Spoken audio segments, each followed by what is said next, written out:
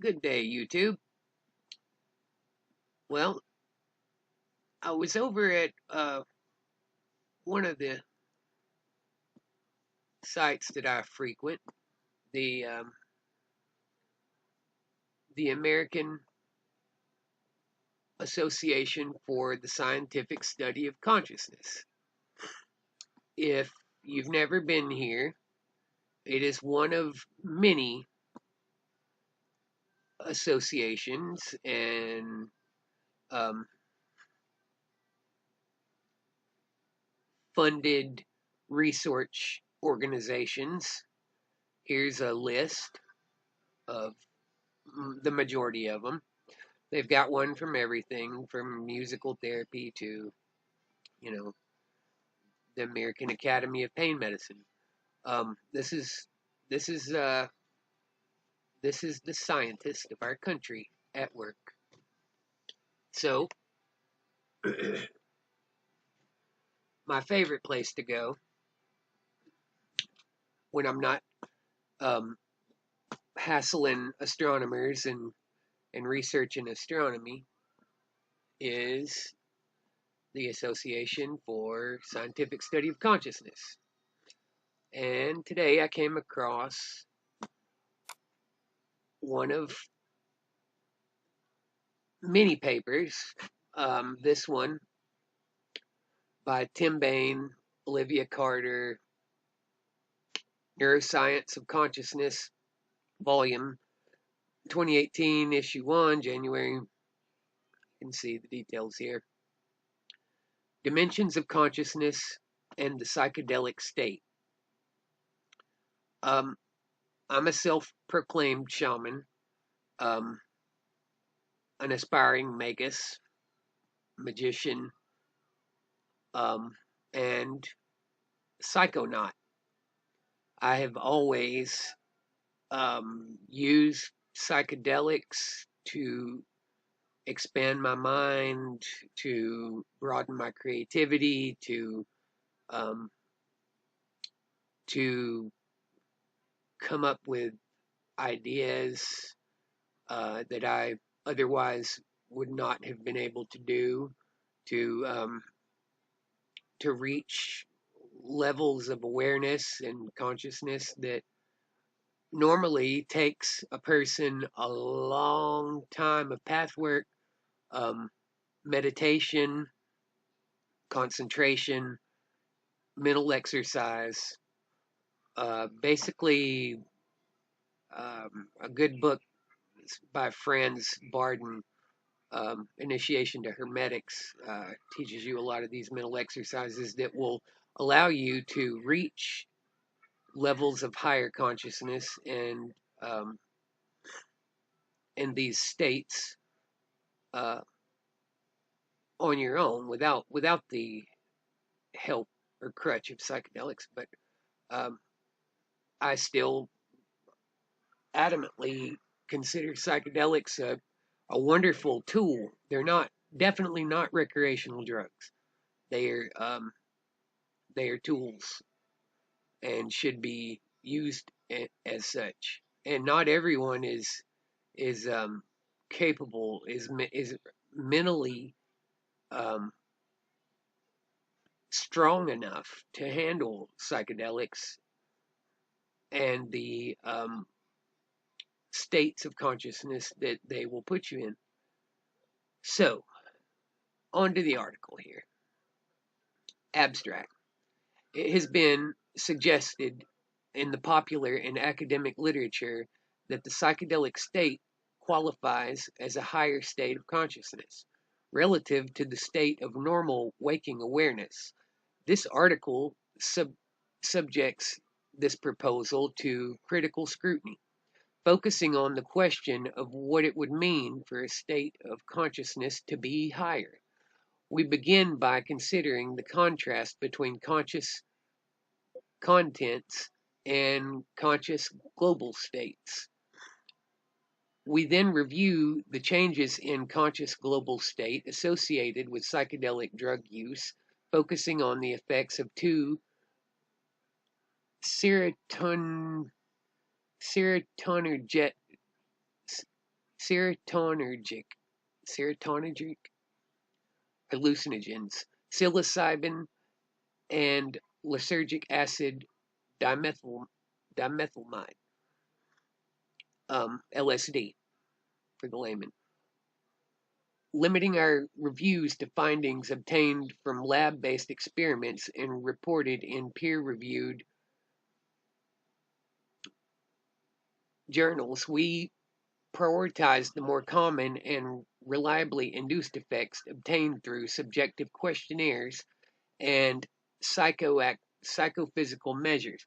Now, keep this in mind here, because I'm going to have a few critical remarks about this whole thing after I get through. Reported in peer-reviewed journals, we prioritize the more common and reliably induced effects obtained through subjective questionnaires and psychophysical measures. The findings are grouped into three broad categories: sensory perception, cognitive function, and experiences of unity, and demonstrate that although certain aspects of consciousness are improved or enhanced in the psychedelic state, many of the functional capacities that are associated with consciousness are seriously compromised. Psychedelic-induced states of consciousness are indeed remarkable in many ways, but it is inappropriate to regard them as, now keep this in mind here, this sentence right here, because I'm gonna say that this is a biased experiment, and biased in a way that's trying to discern or throw people off from psychedelic use, I think, but I digress. Psychedelic induced states of consciousness are indeed remarkable in many ways, but it is inappropriate to regard them as higher states of consciousness. The fact that psychedelics affect different aspects of consciousness in fundamentally different ways provides evidence against the unidimensional or level-based view of consciousness, and indeed provides strong support for a multidimensional concept of conscious states. The final section of the article considers the implications of this analysis for two prominent theories of consciousness: the global workspace theory and integrated information theory. Okay?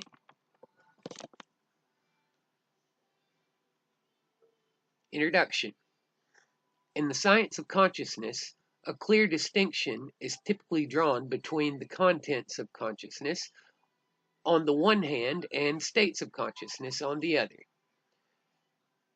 Even researchers who endorse the very different theories of consciousness, global workspace versus integrated information, assume that consciousness involves these two dimensions of analysis. The distinction between contents and states is also increasingly used to frame attempts to measure consciousness and to investigate consciousness in non-human animals and infants. Although there are many unresolved questions about what precisely the contents of consciousness are, the notion itself is relatively well understood. Particular contents differ from each other in terms of what it is like for them to characterize one's consciousness. For example, what it's like to have a certain type of visual content, seeing motion, is different from what it's like to have a certain type of auditory content, hearing a trumpet. And each of these contents differ from what it's like to have a certain type of cognitive content, realizing the solution to a crossword puzzle. In contrast, the notion of a conscious state is not particularly well understood. Let me repeat that. In contrast, the notion of a conscious state is not particularly well understood. Roughly speaking, conscious states can be thought of as global dimensions of consciousness that modulate both the kinds of contents that can enter consciousness and the way in which those contents can be used by the organism for cognitive and behavioral control. For example, in the state of ordinary waking awareness, a wide variety of contents can enter consciousness, and a wide variety of cognitive and behavioral capacities can be exercised. In other conscious states, however, both the range of conscious contents and the range of cognitive and behavioral capacities may be curtailed. Conditions that are often associated with changes in conscious state, include post-comatose disorders of consciousness, sleep and drug-induced sedation, and certain pathologies of consciousness, such as epileptic absence seizures.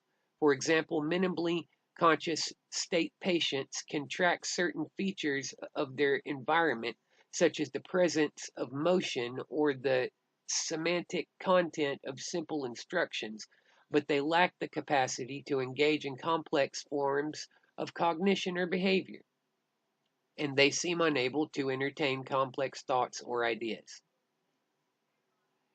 They seem unable to entertain complex thoughts or ideas. In the literature, conscious states are usually understood in terms of distinct levels of consciousness.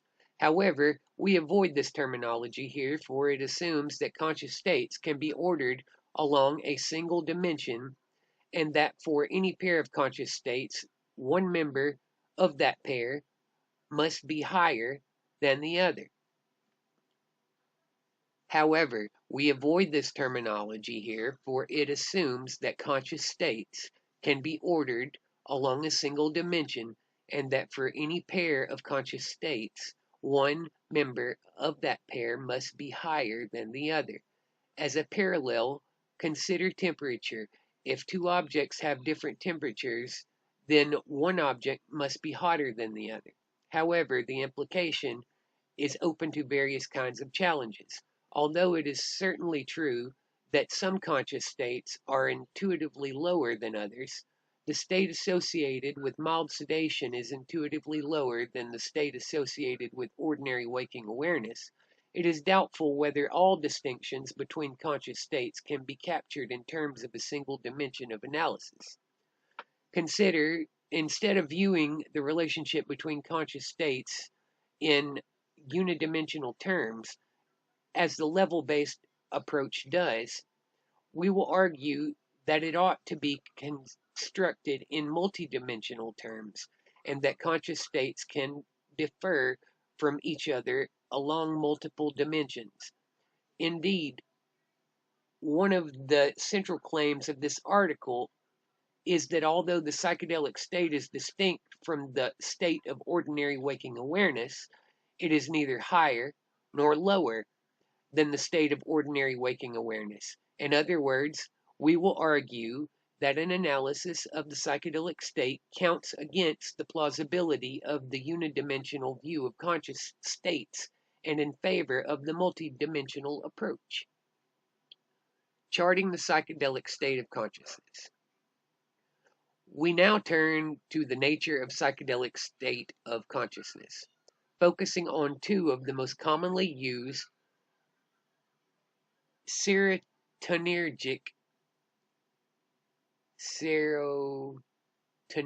I'm going to learn that word because I'm sure I'll be using it a lot. Serotonergic hallucinogens, LSD, and psilocybin, found in magic mushrooms and truffles, and um, those are the two main ones. But although there are differences between the states of consciousness associated with the ingestion of these two substances, you think, and there are a range of other drugs known to induce altered states of consciousness, lots, we will ignore these points here.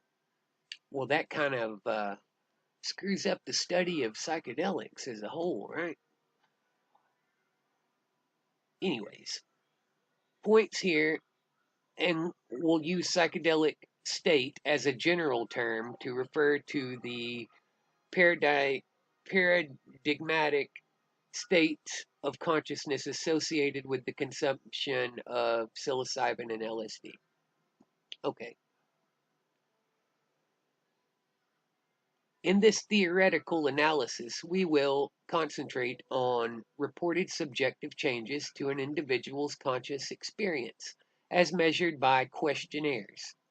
So, they took a bunch of people, they gave them a questionnaire, and they gave them a bunch of hallucinogen or a bunch of psychedelics. These people had probably never taken psychedelics before. Some of them may have, some of them probably haven't. That, number one, plays a big role in how these questions are answered in this. Um, and the fact that they didn't use peyote, mescaline, there's a whole dextromethorphan, one of my favorites. There's a whole wide slew of psychedelics that weren't used here in this study of psychedelics and consciousness, which kind of makes this a very limited study. Anyways, I digress. Okay. And psychophysical measures of basic perceptual and cognitive functioning. So they gave them questionnaires and they tested their, basically like a sobriety test, I assume. Um, we will not consider the neural or physiological changes associated with psychedelics. Huh. This decision should not be seen as questioning the value of that work. Really? Rather, our focus on the subjective reports and behavioral measures follows a long tradition of consciousness research that is motivated by the quest to understand what it is like to be in a specific state of consciousness. Huh. Although we have sampled across a broad range of relevant psychophysical and behavioral studies for the subjective reports, we have limited ourselves to studies using the English or German versions of the altered states of consciousness. Rating scales adapted from Dietrich's APZ, Abnormal Mental States Questionnaire, 96, 98, and 06. So, okay, I was mistaken. I don't think they even did their own study. I think they went back here and used questionnaires that were answered by people in other people's studies, which is total bullshit for a scientific experiment, if you ask me. Why didn't they do their own research here? I don't understand that. Maybe they couldn't get permission to use psychedelics, but that doesn't matter.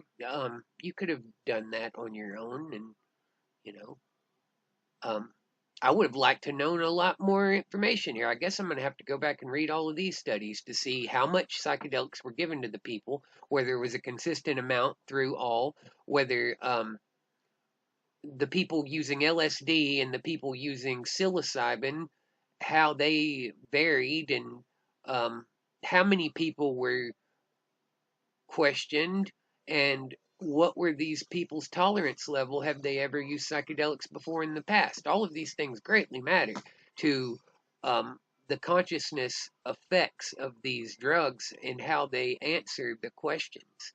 You know, somebody that's never taken these drugs before are going to have a lot different results from than people that are microdosing and have had lots of experience with them.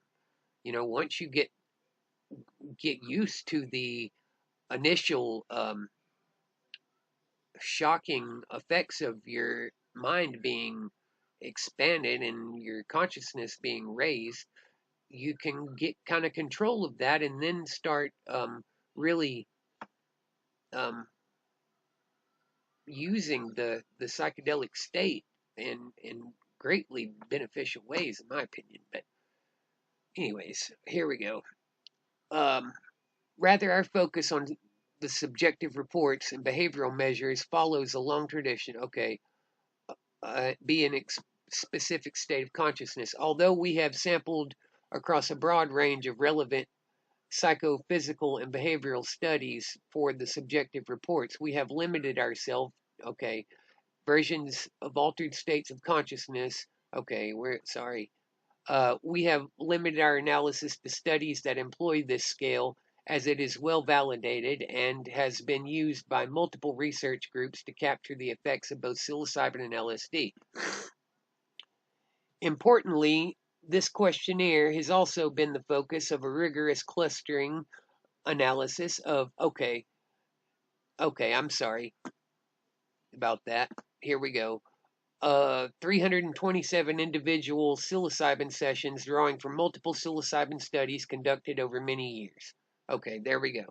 327 psilocybin sessions. Still doesn't answer the people, um, men, women, and if they'd ever taken it before. There are a number of ways in which one might structure a discussion of changes in consciousness that are associated with the psychedelic state. Here, we focus on three broad aspects of consciousness for which psychedelic induced changes are reported in the literature: sensory and perceptual experience, cognitive capacities, and experiences relating to time, self, and space. Let us consider these in turn and ask when it might be appropriate or inappropriate to label these different aspects of consciousness higher or lower relative to normal waking awareness. Psychedelics and perception. The reputation of psychedelics as mind expanding suggests that they bring with them an expansion in the range of contents that enter consciousness. Here, we consider whether this claim is supported by the self report and objective psychophysical findings relating to various aspects of perception, visual imagery, and perceptual meaning. We begin by considering the impact of psychedelics on imagery. In the cluster analysis of 327 psilocybin sessions performed by Studeris et al., the two factors from the altered state consciousness questionnaire that received the highest scores both related to visual imagery.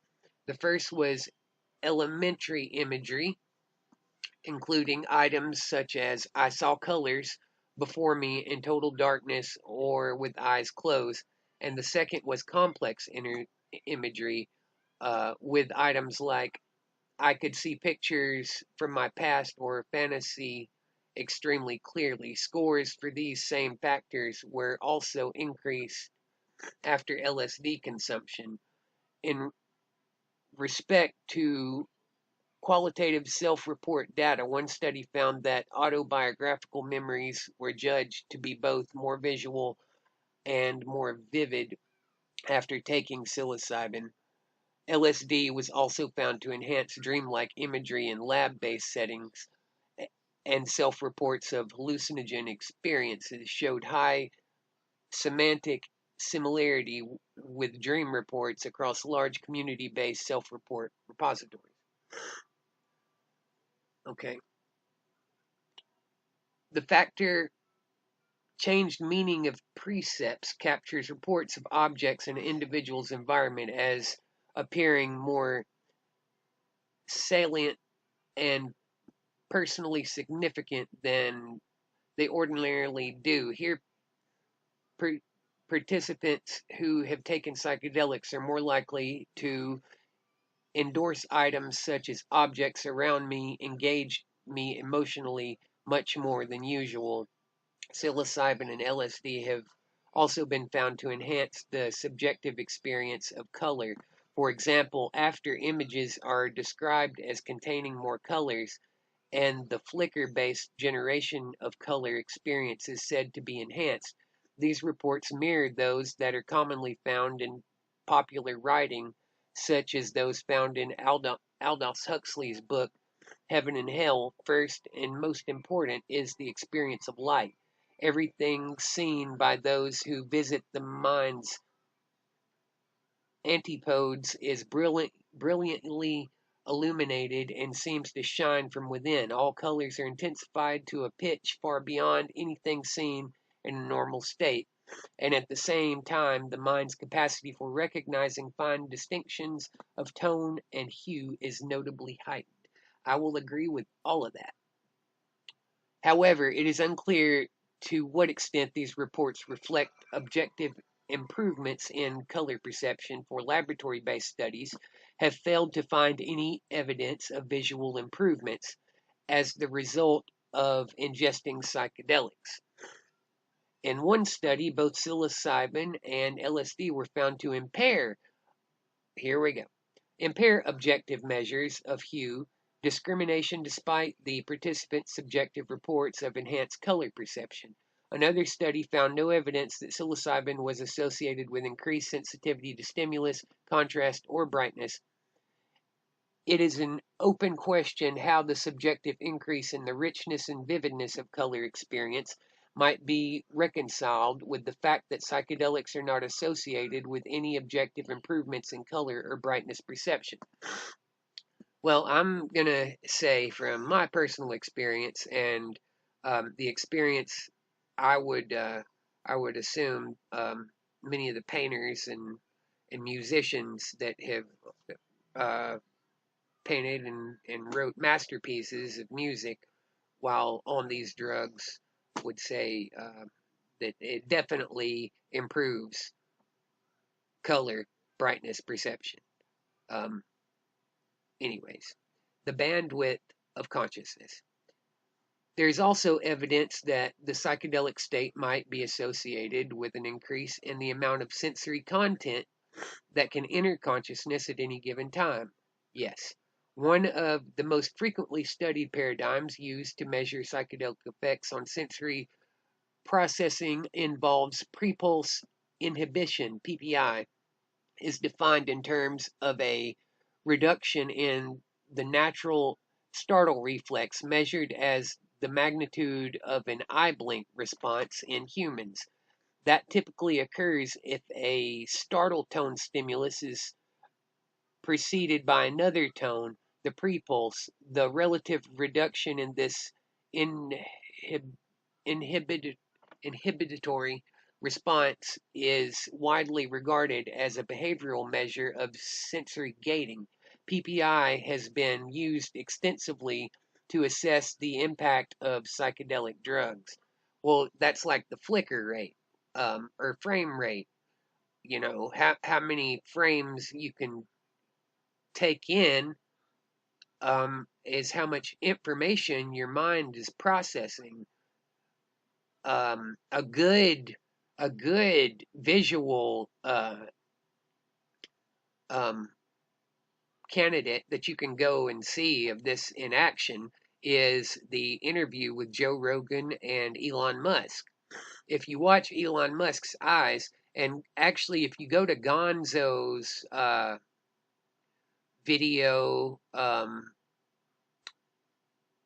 Face Like the Sun is his channel, I do believe, and he does a summary of the video of the Joe Rogan interview where he talks about Elon Musk blinking, and he says that he's never seen anybody's eyes like blinking like that, like taking in that much information. He's talking about this very effect right here, and he attributed that to some sort of like maybe a neural implant that Elon has now, or some sort of artificial intelligence, neural lace, some sort of tech that he's using on himself now.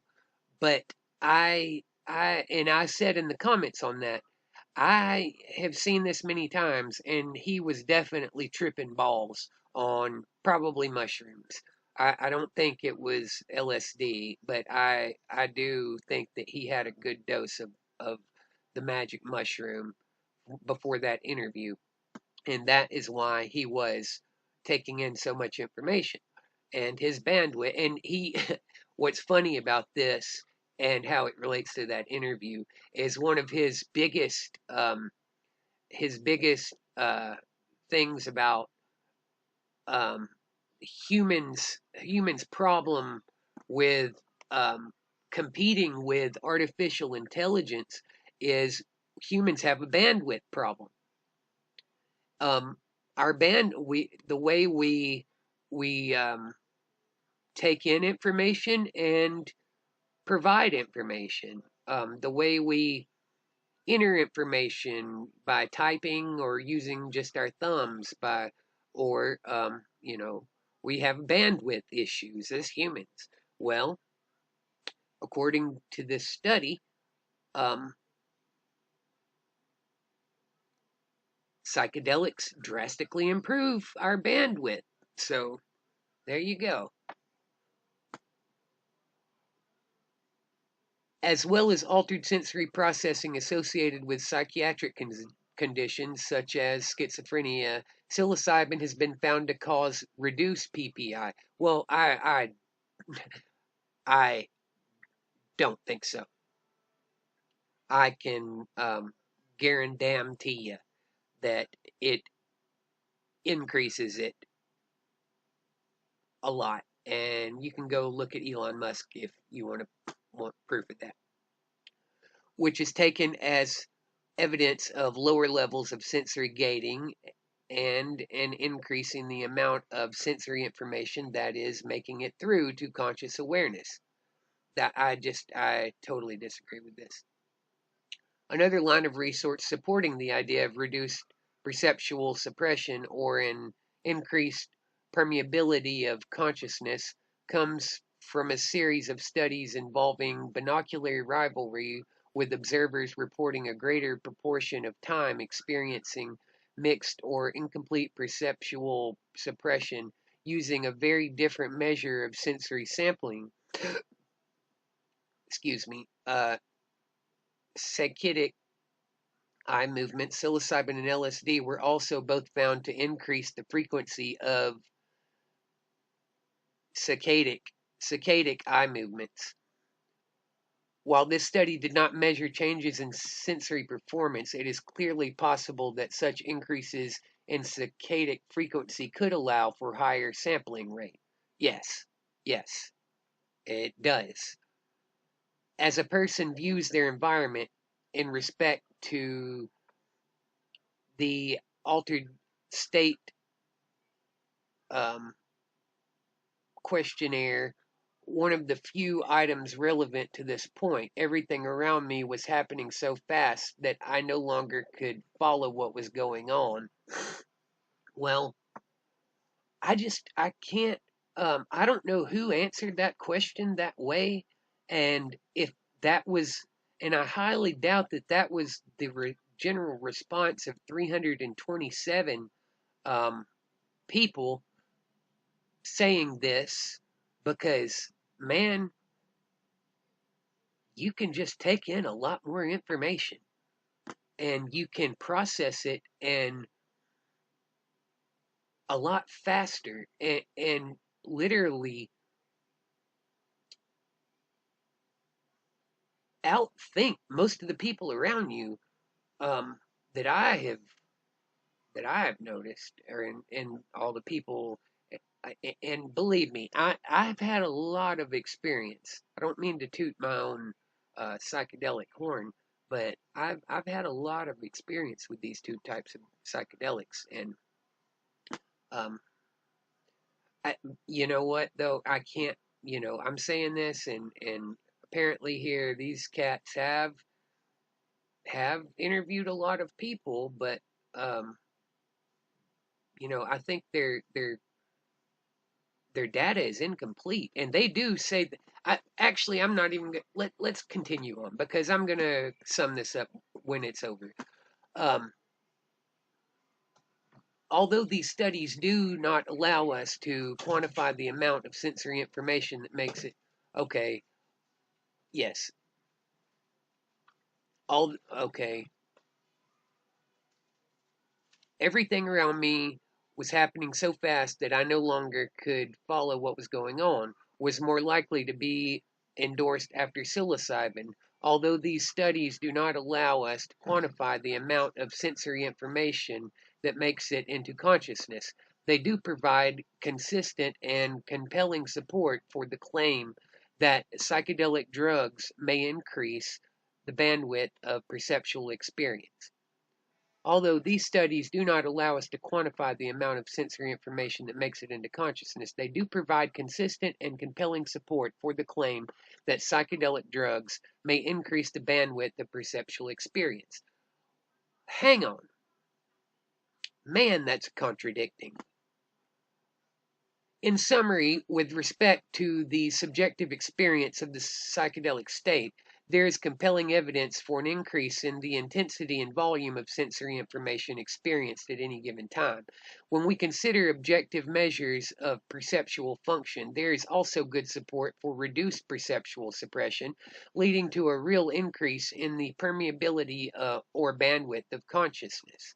However, there is less objective support for improvements in either brightness or color sensitivity, despite repeated self reports suggesting that psychedelics enhance brightness and color perception. Let me say that again. However, there is less objective support for improvements in either brightness or color sensitivity, despite repeated self reports suggesting that psychedelics enhance brightness and color perception. Um, okay. Psychedelics and cognition. We turn now to issues of cognitive and behavioral control.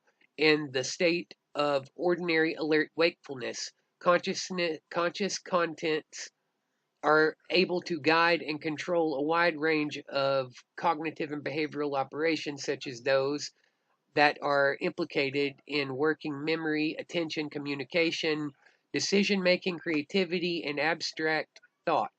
As we have noted, these capacities are invariably compromised in states of consciousness associated with brain trauma or epileptic seizures, thus undermining the ability of individuals to pursue their goals in an intelligent and flexible manner. What impact do psychedelics have on these capacities? In general, the psychedelic state appears to be strongly associated with impairments in cognitive and behavioral control. Indeed, one of the largest clusters identified in the analysis by this cat is labeled impaired control and cognition and includes statements such as, I had difficulty making even the smallest decision. However, as outlined below, there are also suggestions that psychedelics can increase creativity and other aspects of cognitive function. Okay, so you can barely make a decision, but you're extremely, but creativity and other aspects of cognitive function are increased. Um, in regard to memory, one study found that after consumption of LSD, participants were unimpaired on test of declarative memory. How old are you? Who is the president? Where are you? And learn associations, metal, iron, hard. However, the same participants did show impairments in tasks involving mental control and the manipulation of new items, counting backwards, serial addition, reproducing brief passages of text, and visual reproduction through drawing. Interestingly, measures of working memory, such as repeating a series of digits forwards or backwards, were unimpaired. Counting backwards, serial addition, reproducing brief passages of text were impaired, but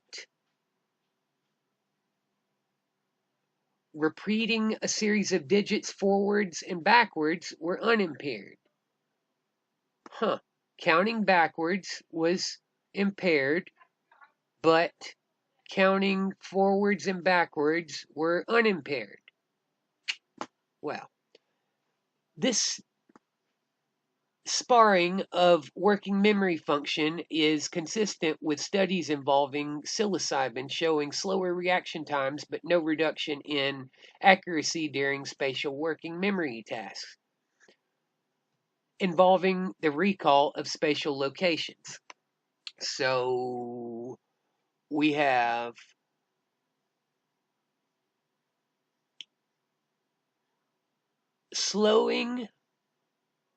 showing slower reaction times but no reduction in accuracy during spatial working memory tasks involving recall of spatial locations. Okay. In contrast with the variable effects of psychedelics on memory, the impact of psychedelics on attention seems to be more consistent. Using psychophysical measures, psilocybin has been found to impair measures of sustained and covert orienting of attention. Also, describe difficulties in concentration as one of the disturbances that is most frequently seen in LSD. Relatively little is known about the impact of psychedelics on communication, although early reports indicate clear communication impairments during the psychedelic state. That's funny because everybody that I've ever known tripping on either one of these loves to sit and talk deeply about deep subjects that pertain to reality and numbers, physics, across the board, literature. Um, I've written some killer poetry. Lots of killer poetry has been written while high on both of these drugs, but apparently, according to this, um, uh, simple text, writing of text, and recalling things is impaired. I don't know. Uh, for example, a study of the effects of LSD by this cat highlighted marked impairments in speech production seen across all subjects. That is just all out bullshit. One participant experienced complete blocking of speech for around 3 hours. Well, I'd like to know how much LSD this guy right here had taken if he couldn't speak for 3 hours. The subject was able to read when requested to do so, but was unable to generate spontaneous utterances or answer questions except by gestures. So, how was he able to read? How was. Uh, okay. This participant subsequently reported an inability to put into words the thoughts he wished to express. It is unclear to what extent these difficulties in comprehension are related to. So how did they know he was able to read and comprehend what he was reading if he couldn't put if he couldn't I just this is confusing me. Okay. It is unclear to what extent these difficulties in comprehension are related to the deficits in memory, attention, and mental control that we have reviewed. One cognitive domain in which psychedelics have been said to augment functionality involves creativity. So I bet they've decided that people can't paint, but they can draw, and it highly influences the writing of music, but they can't play an instrument or some shit. Certainly, individuals in the psychedelic state often claim to have had novel insights into conceptual problems. One of the 11 clusters identified by the 2010 has been termed insightfulness and includes statements such as, I had very original thoughts and I gained clarity into connections that puzzled me before. 2014 have referred to this dimension of the psychedelic state in terms of an unconstrained style of thinking. The idea that psychedelics might foster creativity is supported by an earlier line of research that examined the effects of psilocybin on semantic associations using word priming. Comparing direct black white and indirect lemon sweet word pairs, psilocybin was found to significantly increase indirect but not direct semantic priming. This was interpreted as evidence that psilocybin increased the availability of remote associations, which in turn made a wider array of thoughts available to the agent. However, it should also be noted that the authors of this study suggests that the indirect priming effect might be associated with cognitive impairments insofar as it reflects a decreased capacity to use contextual information for semantic processing. These findings suggest that psychedelics enhance the capacity to formulate novel thoughts, but this capacity is only one aspect of creativity. A second and no less important aspect of creativity is the capacity to distinguish novel thoughts that are genuinely insightful from those that merely seem to have those properties. We know, so how can a novel thought, be distinguished from thoughts that have the properties of novel thoughts but are not really novel thoughts? I think uh, we know of no evidence that psychedelics enhance this capacity. Well, I can name like a shit ton of writers and artists and musicians and painters that their greatest masterpieces were um, came about directly because of the use of psychedelics, specifically LSD and psilocybin. Uh, namely, well, there's a whole list. Data suggests that they actually what we know of no evidence that psychedelics enhance this capacity, and the self-report data suggests that they actually impair it. Consider the following three items from this piece of shit, each of which received high ratings. Everything around me was happening so fast that I no longer could follow what was going on. They keep using this one same statement from, was it every one of these people and every one of these that said this? Because I doubt that. I don't think so. I had difficulty in distinguishing important from unimportant things, and conflicts and contradictions seemed to dissolve, received high ratings, and impairment in the capacity to detect contradictions could hardly foster abstract thought, given the importance that this capacity plays in the evaluation of evidence and argument. Further evidence in favor of the idea that psychedelics impair the evaluative dimension of thoughts is provided by 1952, who described LSD as giving rise to a flight of ideas with rhyming and puning preoccupation irrelevant and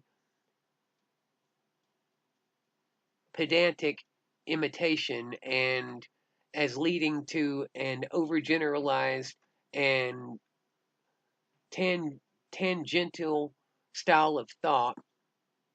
They also found that LSD impaired the ability of subjects to understand proverbs, a finding that was subsequently replicated by Silverstein and Klee in 1958, finding that psychedelics impaired the evaluative dimensions of abstract thought are in line with the parallels that previous researchers have drawn between certain aspects of the psychedelic state and the psychotic state.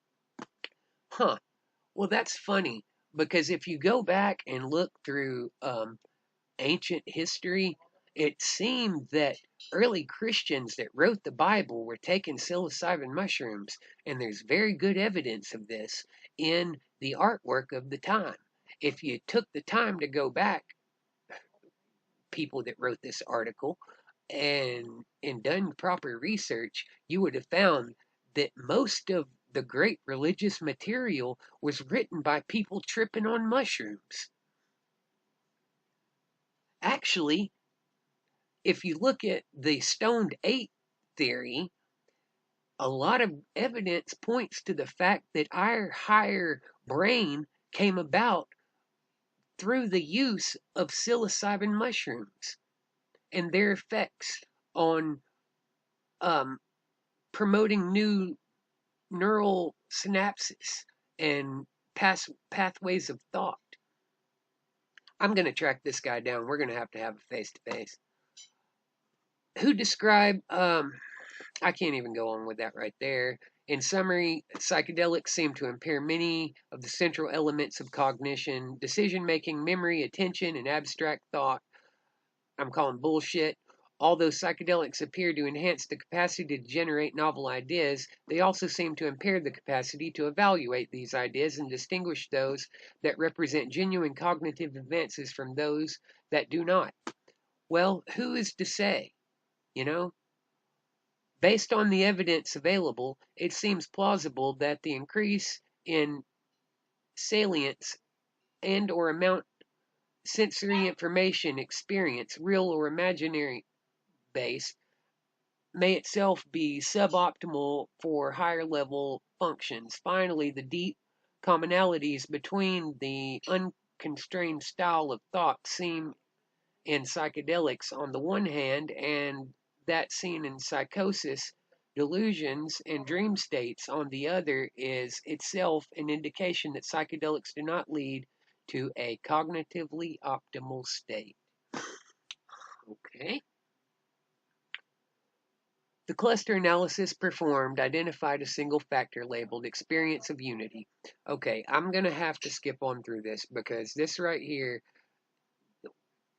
basically, he says in both of these two articles that yes, psychedelics produce a oneness, a feeling of oneness with the world, with the universe, a feeling, a sense of unity, and being one with, like, not being, with being present outside of time, that past, present, and future are all one, that you are above, that you are everything.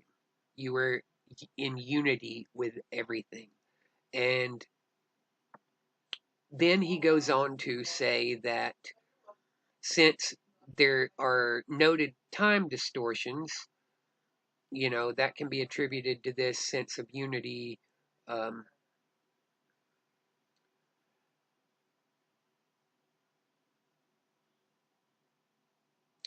okay, the fact that the items relating to self and time cluster together suggests that the underlying feature being captured here is a generalized weakening or dissolution of the natural boundaries and segmentation that structure perceptual experience. Indeed, certain items in the questionnaire reflect a very generalized experience of unification, such as everything seemed to unify into oneness. A much more basic perceptual level found that psilocybin impaired the integration and grouping of low-level sensory signals required for the detection of coherent motion patterns. Using Kanzias figures, psilocybin was also found to impair a modal completion, a process that is important for identifying the boundaries of objects and segmenting scenes within the visual environment. The prevalence or synesthesia in the psychedelic state could also be regarded as an example of inappropriate binding. One cluster identified within the questionnaire included such items as the shape of things seemed to change by sounds and noises seemed to influence what I saw. In other words, um, they were hearing colors and seeing sounds, is what he's saying right there. Um,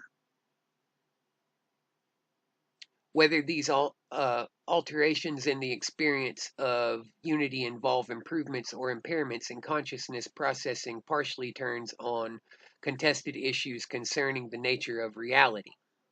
So, this is funny. Consider, for example, the question of how the phenomenon of ego dissolution should be understood. Those who ascribe to a no self view of ultimate reality might argue that the experience of ego dissolution isn't an illusory experience, but instead involves a new and important insight into reality. However, even if the self is ultimately a fiction, a well functioning organism must be able to distinguish changes in its environment that are due to its own activity from changes that are due to the activity of other agents. Thus, it seems likely that a blurring of the boundaries between future and past or oneself and others will compromise cognitive and behavioral function. In other words, the whole sense of unity, ego dissolution, and feeling of oneness that you get from psychedelics, he they think um, is a bad thing because it ultimately seems to blur the boundaries between future and past, and others will compromise cognitive and behavioral function. So, um, okay. We now We turn now from surveying the general impact of psychedelics on consciousness to the question of what lessons these data have for accounts of consciousness. In our view, the lessons to be drawn are both negative and positive. Well, that seems to be the summary of the contradictory data that is presented in this whole rambling bit of nonsense. That yes, okay, they've concluded that it is both negative and positive. Let's continue. Negatively, it is clear that the analysis of the psychedelic state puts further pressure on the idea that conscious states can be understood in terms of levels of consciousness. As we noted earlier, a central implication of the levels based account is that distinct conscious states, S1 and S2, can be given a total ordering such that either S1 is higher than S1 or vice versa.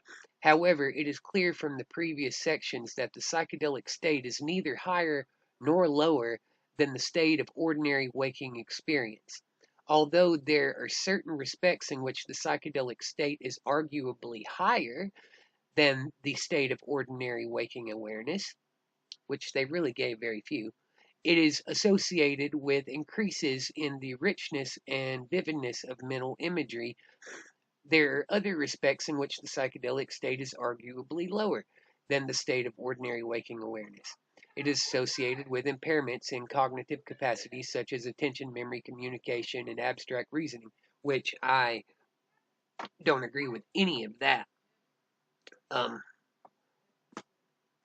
there are other respects. There are other respects in which the psychedelic state is arguably lower than the state of ordinary, associated with impairment. Okay. Okay. In short, although the conscious state associated with psychedelics is clearly distinct from the conscious state that characterizes ordinary waking awareness, there is no determinate sense in which one of these two states is higher or lower than the other. So basically, when you're on psychedelics, it's neither higher. You're neither higher or lower than you were um, consciously before. Huh. You know, when you're on LSD, you usually are awake for about 10 to 12 hours tripping.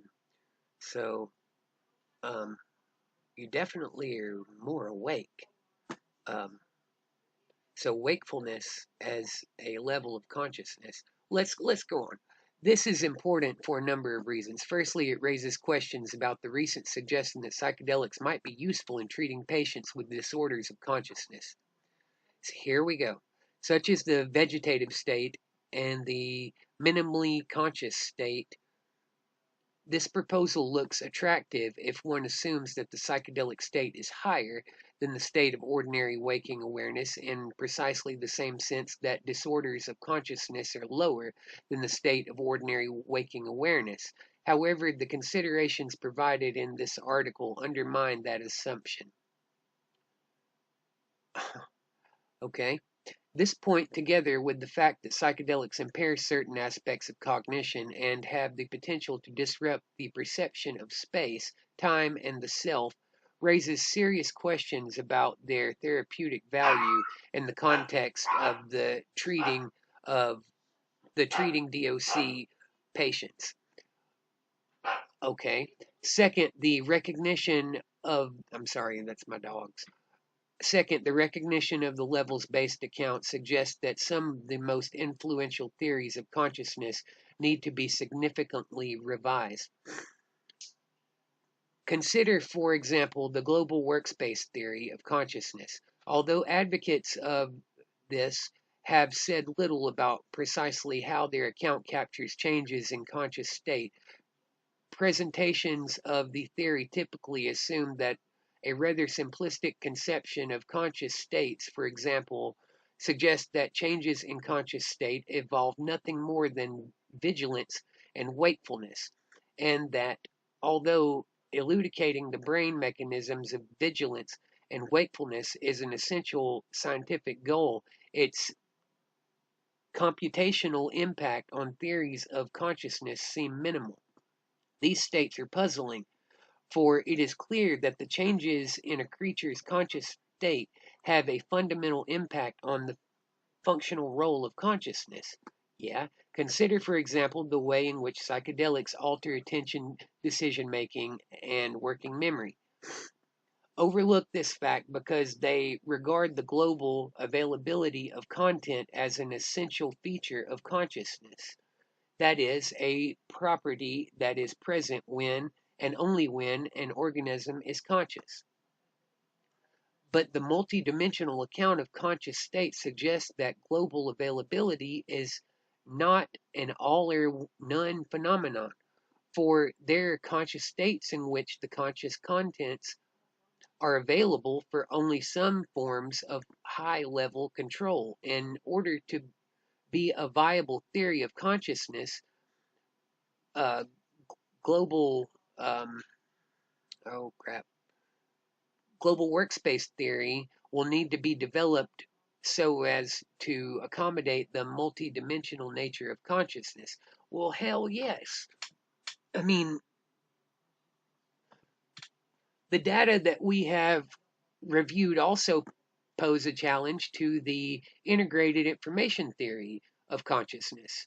An influential complexity based theory of consciousness advocates of integrated informational theory are explicitly committed to the unidimensional view of conscious states, for they equate a creature's conscious state with its level of consciousness and degrees of consciousness. According to IIT, are in turn understood in terms of the amount of integrated information associated with the relevant system. The considerations advanced in this paper raise questions about the plausibility of this view, for we have seen that global states cannot be ordered along a single dimension. Of course, there are algorithms that can transform highly nonlinear dynamic states into values that can be ordered along a single dimension. However, this is conceptually problematic, for it is far from clear that it is coherent to describe one individual as more or less conscious than another. The psychedelic state involves a conscious state that certainly differs from the conscious state associated with ordinary waking states, but it's neither higher nor lower. But there is no reason to think that individuals in a psychedelic state are more conscious, or for that matter, less conscious. I disagree. Than individuals who are not in it. If it is to be a viable theory of consciousness, IIT too will need to be developed so as to accommodate the multidimensional nature of consciousness. Positively, the analysis of psychedelic state provides an important source of data for attempts to develop multidimensional account of conscious states by identifying the patterns of association and dissociation that characterize the psychedelic state. We can determine the state space in terms of which conscious states are structured. Why do psychedelics increase the vividness, complexity, and possibly also the bandwidth of sensory experience? But I thought you said it didn't. Why do they impair an individual's capacities for various forms of high-level cognitive and behavioral control? What explains the systematic effects that psychedelics have on the experience of unity across a wide range of domains, time, space, and the self? Well, I thought you chalked that up to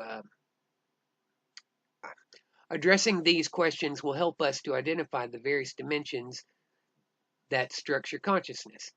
This task should be pursued in tandem with the investigation of other conscious states, such as those that are associated with sleep, sedation, and post-comatose disorders of consciousness.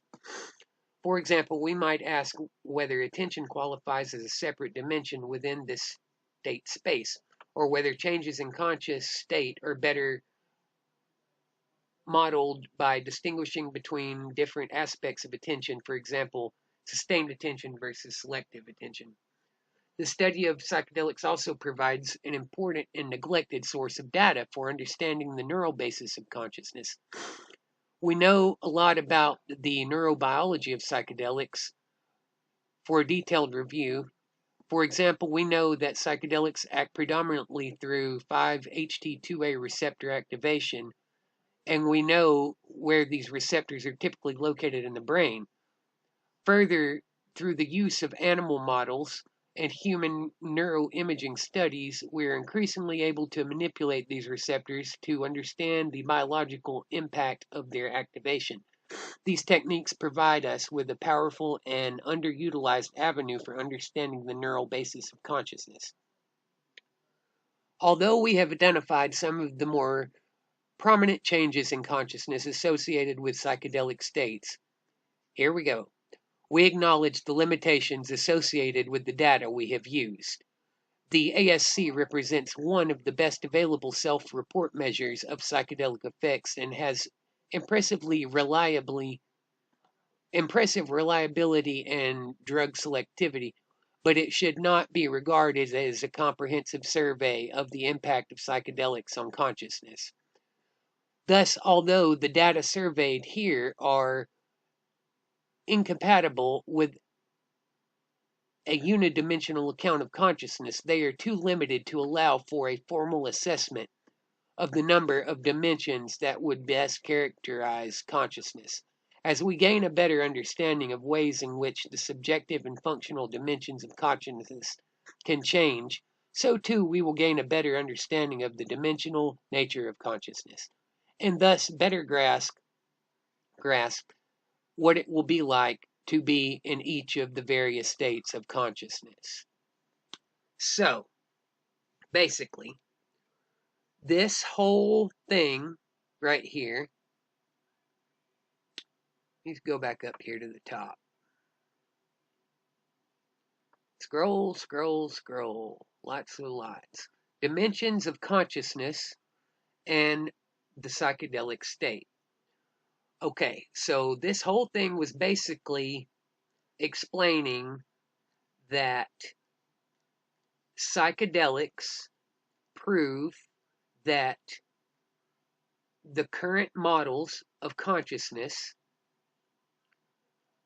that revolve around a unidimensional state are invalid because psychedelic states prove multidimensional states of consciousness. So, okay, first of all, no one knows what consciousness is, where it comes from, or has any solid definition for consciousness. So, how can you theorize about psychedelics and their impact on a state that you don't understand or have a definition for in the first place? That completely invalidates most of what is said, and I understand where this is going here, but I really am disappointed in the contradictory and uninformed nature of the research on psychedelic phenomenon in the mind, the the states of consciousness that psychedelics have um, on people. These studies are clearly ill informed and need to be completely redone because everything they've said in here can be disproven. The um the impairments and all of these um cognitive or physiological impairments, the psychophysical impairment, all of these are, are are shot down by the sheer number of artists, writers, mathematicians, filmmakers, um, poets, um, academics, um, lecturers that that did all of their work while high on psychedelics. I mean, the bias, the bias is still there regarding psychedelic drugs, and it's clear with the way that this is addressed here. And the fact that he said that in here that they don't think that psychedelics are a good therapeutic treatment for people with brain trauma or people that have been in comas or any of that. That's all conjecture because he just clearly said that this is they really don't understand psychedelics. So how could you even make a comment like that unless you were biased against the use of psychedelics in the first place? This is my soapbox on this. Please go back and read the article, but don't take any of it but with a grain of sand. And I am going to hunt these people down with a pitchfork. Um, this is a good site, though, and I hope you enjoyed this. Please leave your comments below. Thank you.